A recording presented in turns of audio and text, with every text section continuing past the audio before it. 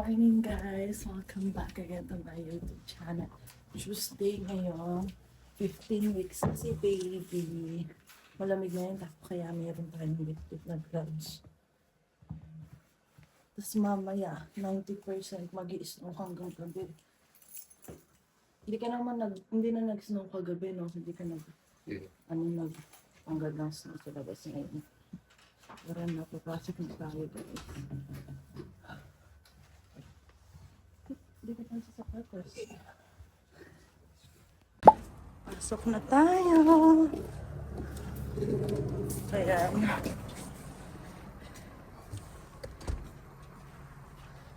Ang lamig. Feels like minus 13 pala ngayon guys. Oh.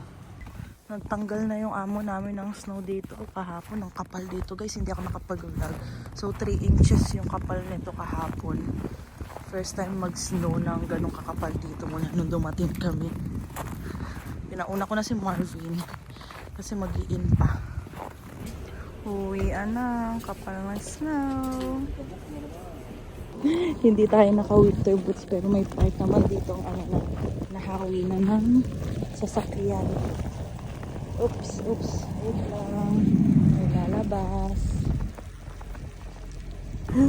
Ayan o, sundan na lang natin. Wala pa tayong winter boots eh. Kaya pala ang agaw mong lumabas din, naglinis ka pala. Ayan o. Taas ng snow ngayon ah.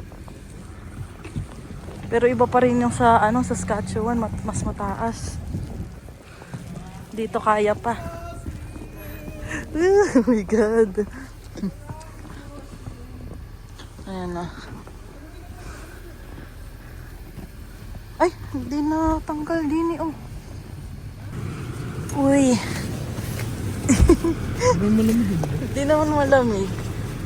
Ay ko. Ay, Diyos ko day. Kailan ako bibili yung winter boots? Kapak. Ayan. Dumi na uli ang sasakyan guys. Gawa ng snow. Uwian na guys. So buti na lang malapit lang yung bahay dito sa trabaho. Bye! Ito pala yung gloves ko. Ayan na. Kita namin sa inyo yung kalsada. Ayan o. Puting-puti na ulit. Malakas ngayon. Kahapon nag-snow na guys. 3 cm kahapon no? Ngayon mas... Ay, 3 inches kahapon. Mas malalim ngayon guys. Ayan o. Tapos bukas mag-i-snow ulit, di ba? Mag-i-snow pa. Parang chinek namin kanina natin, sunod-sunod yung snow na ngayon eh. Tapos ayun nga, kahapon kasi, pupunta nga kami doon sa, nag-crave naman ako sa takoyaki. Tapos sinamahan muna namin si Ate Ma dito sa RBC. So sumakay dito si Ate Ma, hinatid namin sa RBC. Inintay na namin kasi mag-withdraw lang naman si Ate para hindi na siya maglakad pa uwi. Dahil nga mataas yung snow. Tsaka ilang minutes din yung lakad pa uwi kala Ate. Kaya hinatid na namin si Ate. Tapos yun, diretso na nga kami papunta doon. Ang pagkakamali ko guys, hindi ko chinek. Sarado pala yung yung sushi, yung pangalan, basta yung Japanese restaurant. Kasi gusto kong takoyaki, tapos si Marvin mag-ano na lang sana. Anong tawag dito? Mag-sushi na lang sana si Marvin. Kapal, tingnan nyo. Ayan tingnan nyo yung mga sasakyan Pero mas makapal pa rin sa sa Saskatchewan ben nung pag nag-i-snow doon. Ayan ganyan dito, puting-puti. Ito yung downtown yan.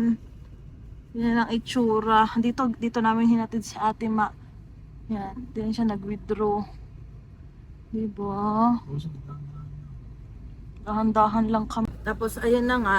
So pumunta kami doon pag-check. Sabi ko, bakit parang yung sarado yung bintana nila, talagang nakababa yung nila.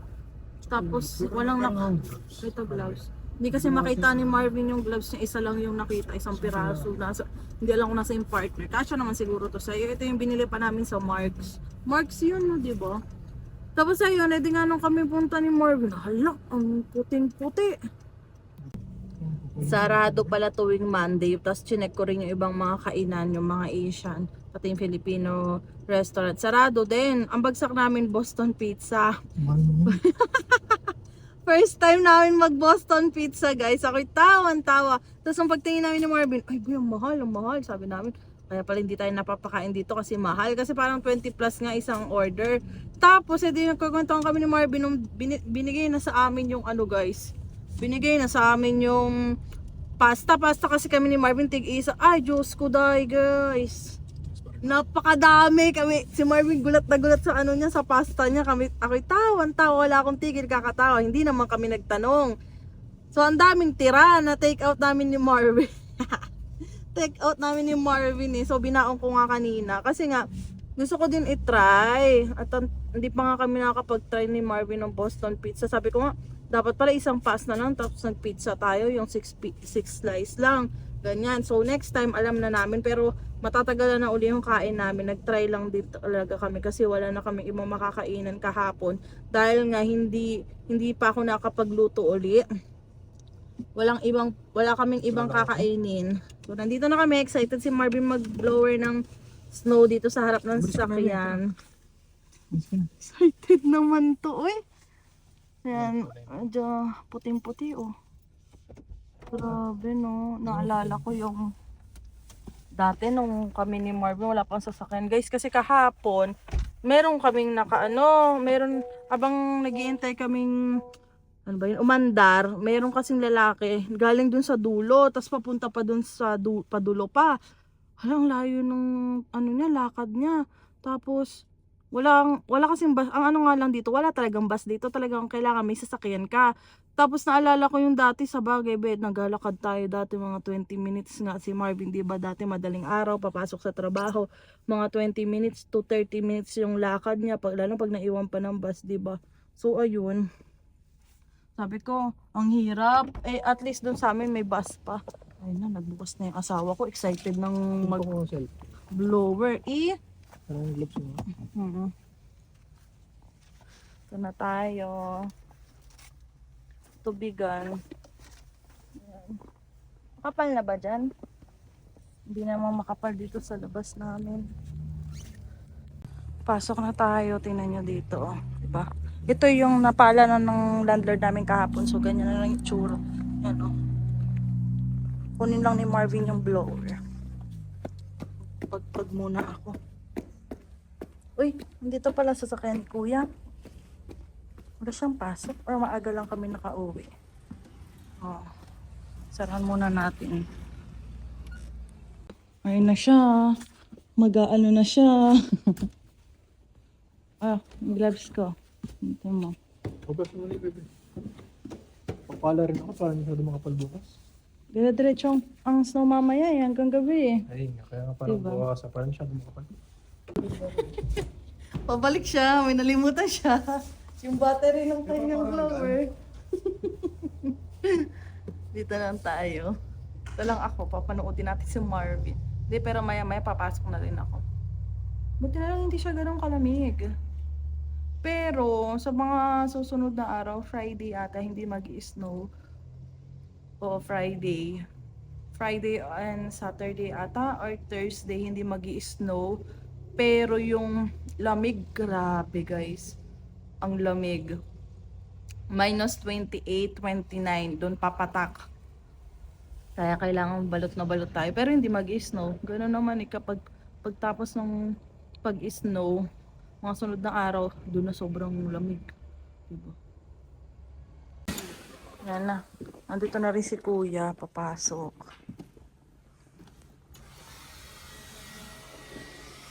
Nag-i-start na siya. Side na to yan mga kapal. At least kahit mo paano nagagamit yung Marvin. Yun ang kapal din yun. Ayan. Diba?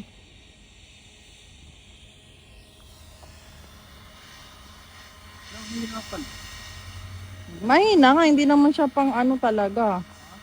Hindi siya sobrang lakas. Okay na yan. At least nagagamit mo. Try mo nga to, yung makapal na yan.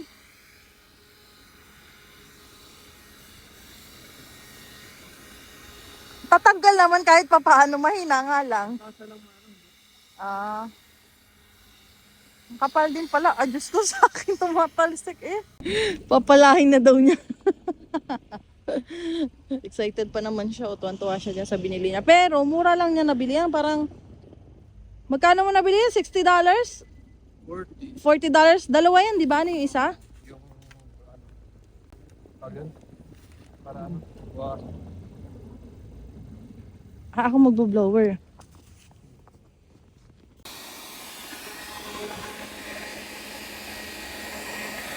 Ito pala ate, dito ako sa partner ko.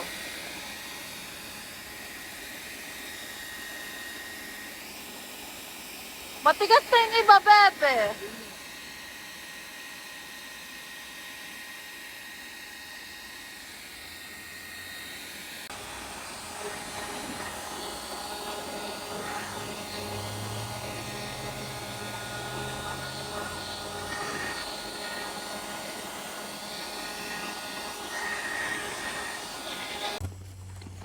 Ito naman ang gagawin ni Marvin.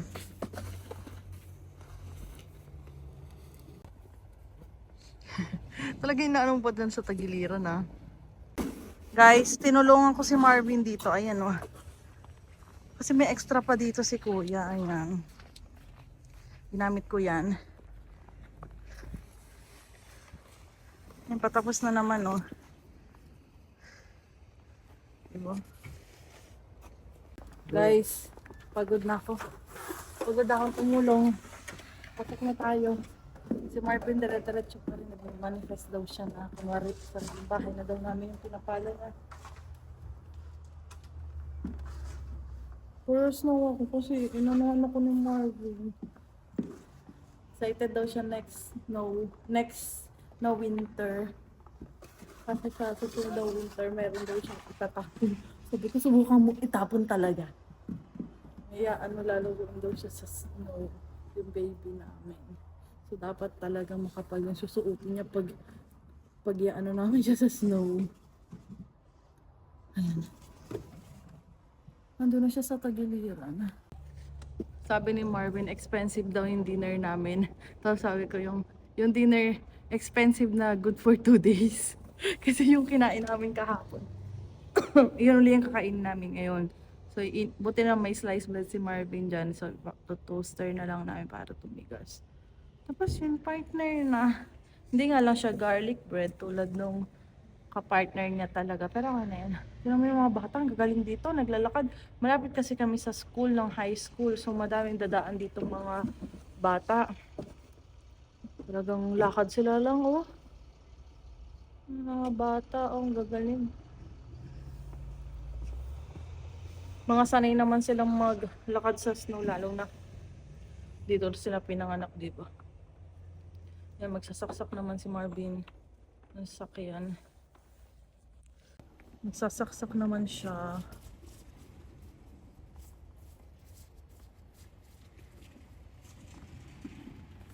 Natanggal niya pa yung mga snow doon.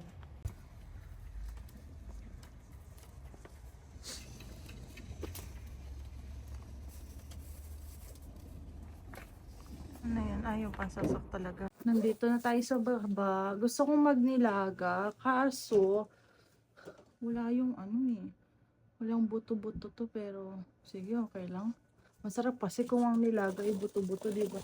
Nakarian kasi ribs yung amin. Hindi ko alam kung... Ay!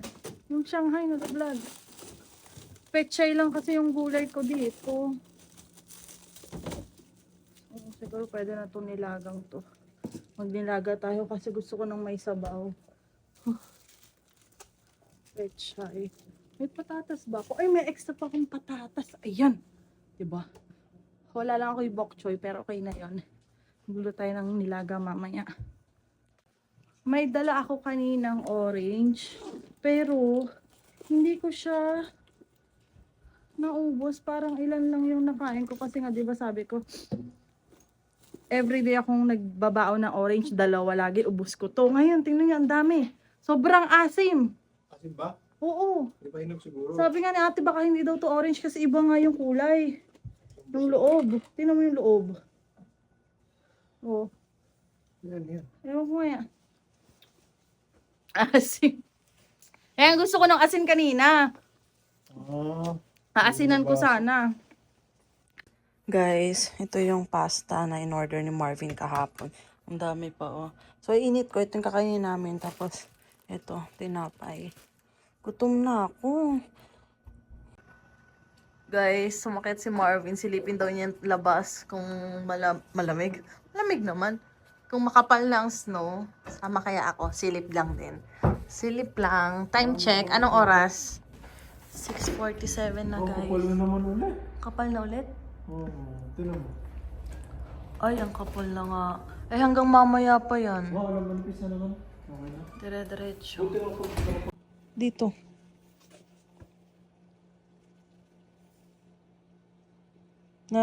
May naano ka?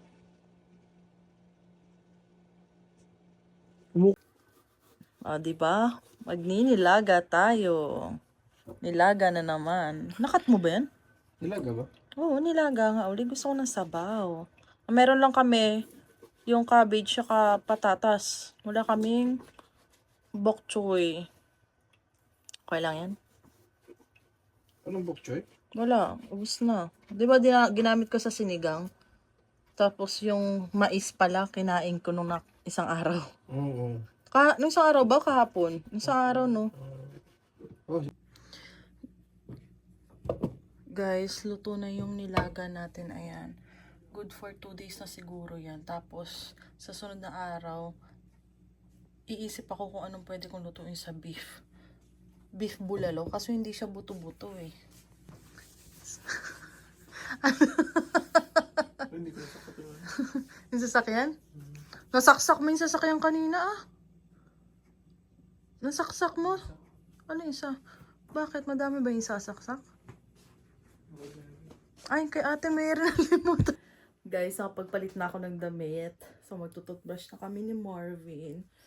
Ayun, nalimutan namin isaksak yung sasakyan ni Ate Mary kasi nga bit-bit ko na yung susi, nasa bag ko na. Sabi nga ni Ate Mary nung linggo, papasuyo nga daw niya ipapasaksak.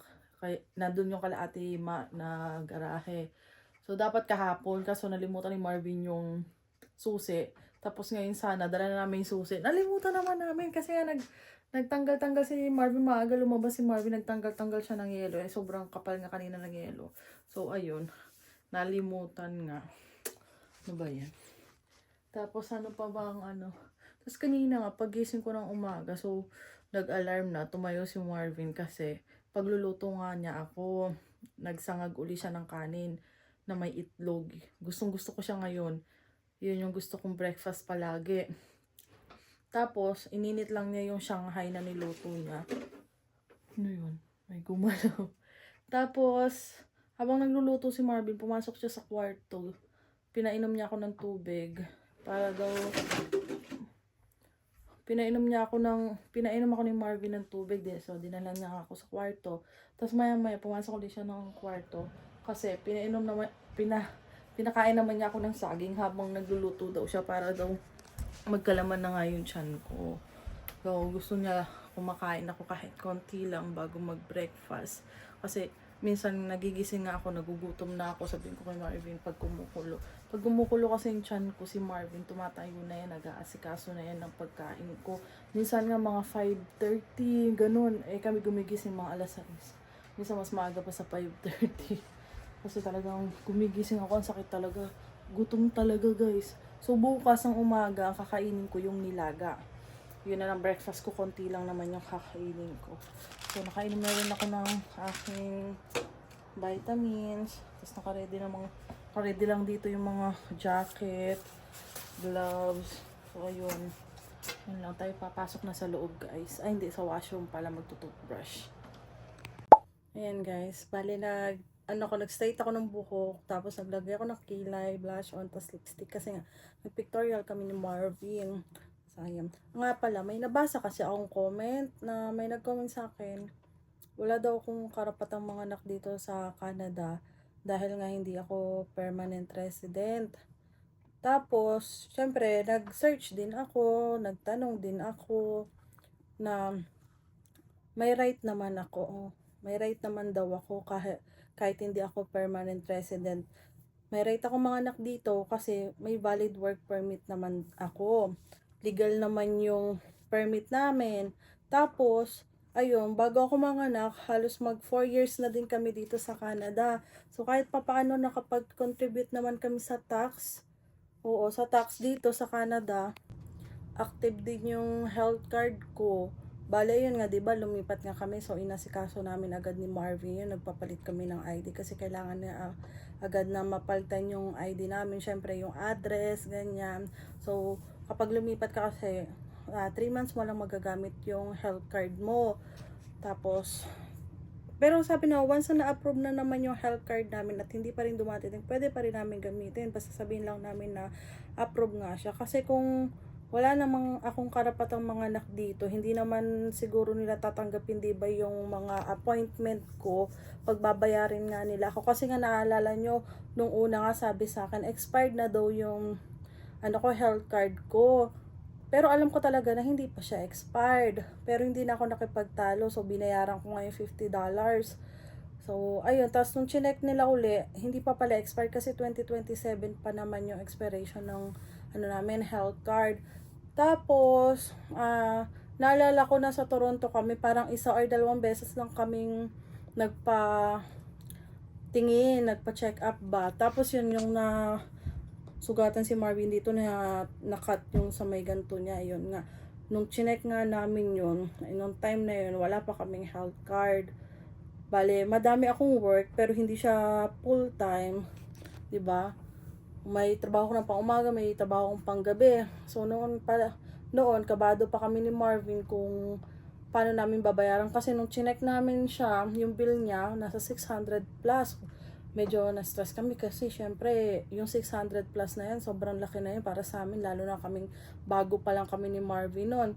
So parang hindi ko maalala kung mga 5 months or 6 months pa lang kami ni Marvin dito sa Canada.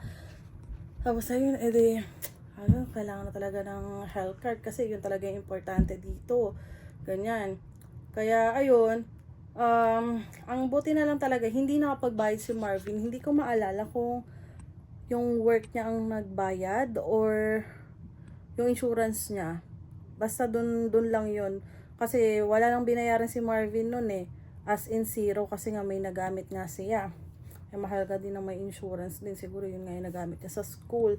Pero ako wala akong insurance kaya kailangan ko talagang magkaroon ng full time talaga. Kahit sabihin mong maganda nga yung kitaan ko kahit part time lang parehas pero hindi naman ako full time, 'di ba? Kaya kailangan ko talaga yung full time para makakuha ko ng health card. So yun, sa akin nandiyan, nakakuha naman ako ng health card. Yun, parang ilang beses lang namin ginamit yun ni Marvin, 2 beses. Pero nung lumipat kami sa Saskatchewan, doon talaga namin as in nagamit yung health card ko. Kasi nga yun nga, puro check up ako noon, family doctor, OB, ang daming test kasi nga hindi ako nireregla. Umabot ng halos 8 buwan na hindi ako nireregla.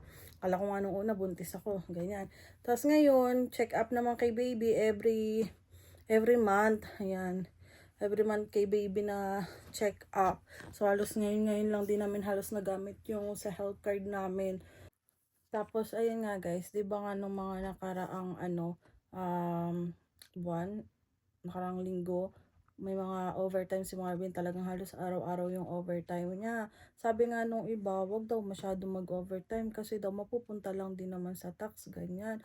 Pero kahit paano naman, kahit nababawasan ng tax, meron pa rin na itatabi si Marvin ba? Parang extra pa rin ba yun? May iipon pa kami, nadadagdagan ba yung ipon namin? Tapos sinabi nga din niya na hindi na daw niya iniisip yung kung malaking binabawas sa tax niya. Kasi nga alam naman niya na may mapupuntahan talaga yung sa tax. So, dahil nga buntis ako, doon namin magagamit talaga. Hindi na namin kailangang maglabas ng malaking pera kapag nanganak ako. Hindi ko alam kung bakit ang daming mga Pilipino na galit sa mga tulad naming international student, temporary for foreign worker na kako. Parang sa amin na lahat sinisisi na nagkakaproblema-problema ang Canada dahil sa amin. Kami naman, syempre, gusto rin din naman namin maging maganda yung kinabukasan namin, kaya kami punta dito sa Canada. Siyempre, lahat naman tayo nangarap, 'di ba? Kasi siyempre, Pilipino din naman kayo, nagsimula din naman kayo sa tulad namin or kung hindi man nagsimula din kayong mangarap makapunta dito sa Canada, dumating kayo permanent resident. Kaya ang sakit lang talaga na nakakarinig ng mga hindi magaganda galing pa sa kapwa Pilipino natin. Yung bang matatagal na dito, ang daming nasasabi na masasakit na salita. Wala silang pakialam kahit buntis ka or may pinagdadaanan ka. Basta may masabi silang hindi maganda para lang masaktan ka talaga. Ayun, pero siyempre ayoko nang yung masyadong magpaka-stress. Iisipin ko pa yung sinasabi ng iba, eh, di baka mamaya mapasama pa yung baby ko, ma-stress ako kaya dedma lang. Basta kami ah, nagtatrabaho kami ng maayos, nagko-contribute naman kami sa tax kaya kahit papaano may right naman akong gamitin yon, pwede akong manganak dito. Kasi kung wala naman akong right, hindi naman nila ako bibigyan ng health card, 'di ba? Kung hindi naman kami nagko-contribute sa tax dito, hindi naman namin inaabuso yon kasi kahit papaano naman ano din naman, nagtatrabaho talaga kami ng maayos. Siguro may mga iba talaga hindi talaga okay pero 'wag naman sanang lahatin, 'di ba? Kasi siyempre may mga ibang Pilipino din naman talaga na mabait na talagang tumutulong, guys.